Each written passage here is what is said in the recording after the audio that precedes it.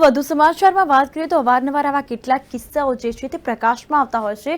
ત્યારે મૃતક હર્ષિલ પર જૂનાગઢમાં 4,06,420 અંતર્ગત એક કેસ થયેલો એટલે અમદાવાદ બોડકદેવ પોલીસે તેની ધરપકડ કરીને જૂનાગઢ પોલીસને સોંપવામાં આવતા કોર્ટે 2 દિવસના રિમાન્ડ મંજૂર કરવામાં આવ્યા છે।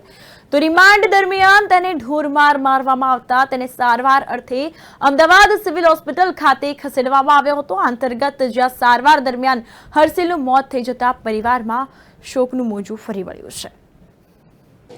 હર્ષિલ ઉપર જૂનાગઢમાં 406 અને 420 અંતર્ગત એક કેસ થયેલો હતો એટલે અહીંથી પોલીસ એને બોડકદેવ પોલીસ સ્ટેશનથી ધરપકડ કરીને જૂનાગઢ લઈ ગઈ। ત્યાં કોર્ટે એના 2 દિવસના રિમાન્ડ મંજૂર કરેલા। હવે એ સાદા રિમાન્ડ હતા, ખાલી પૂછપરછના, પણ ત્યાંનો જે પીએસઆઈ છે જૂનાગઢ બી ડિવિઝન પોલીસ સ્ટેશનનો પીએસઆઈ મુકેશ મકવાણા, એણે 3rd ડિગ્રી ટોર્ચર કરી અને એને ખૂબ માર્યો છે અને એ મારવામાં આવ્યો છે પૈસા માટે જ। એની પાસેથી પૈસા પડાવવાનો ઇન્ટેન્સ હતો એનો, એટલે મુકેશ મકવાણા જે છે એની સાથે એના 2 કલિંગ હતા, કોઈ ગઢવી કરીને એક હતો અને એક બીજો કોન્સ્ટેબલ। એ લોકો એને બહુ અમાનુષી માર્યો છે। એને ઊંધો સુવડાવ્યો બાકડા પર અને એક વ્યક્તિ એની ઉપર બેસી ગયો અને પટ્ટાથી અને દંડાથી માર્યો અને એના કારણે એને એક પગમાં ફ્રેક્ચર થઈ ગયું, બીજા પગના લિગામેન્ટ્સ ફાટી ગયા।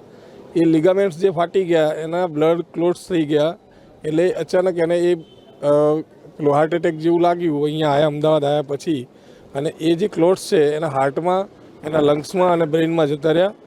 એના કારણે એક 1.5 દિવસ કોમા જેવી પરિસ્થિતિમાં રહ્યો અને આજે સવારે એનું અવસાન થયું। એકચ્યુઅલી એમાં એવું છે કે જ્યારે એને કસ્ટડીમાંથી જામીન માટે કોર્ટમાં લાવ્યા એટલે મેજિસ્ટ્રેટે એને જોયો કે આવી ઇન્જર્ડ હાલતમાં છે, એટલે એમણે પોતે કહ્યું કે આ શું થયું છે તને। પછી એણે કહ્યું કે મને માર્યો છે, આ મકવાણાએ એ લોકોએ માર્યો છે, એટલે કે તારે એમના વિરુદ્ધ કંઈ સ્ટેટમેન્ટ આપવું છે। એટલે એણે જે સ્ટેટમેન્ટ આપ્યું એના કારણે એ લોકો એને હોસ્પિટલમાં લઈ જવાના બદલે સીધા જ્યુડિશિયલ કસ્ટડીમાં લઈ ગયા હતા, પણ જ્યુડિશિયલ કસ્ટડીવાળાએ એને સ્વીકાર કરવાની ના પાડી કે ભાઈ તમે એને પહેલાં હોસ્પિટલ લઈ જાઓ, તમે ઇન્જર્ડ હાલતમાં અહીંયા જેલમાં મૂકી દો એ ચાલશે નહીં।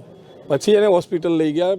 હોસ્પિટલે બી પ્રોપર સારવાર નથી જ કરી, એના બંને પગે ઇન્જરી હતી, પણ એક જ પગની સારવાર કરી એ લોકોએ, બીજા પગની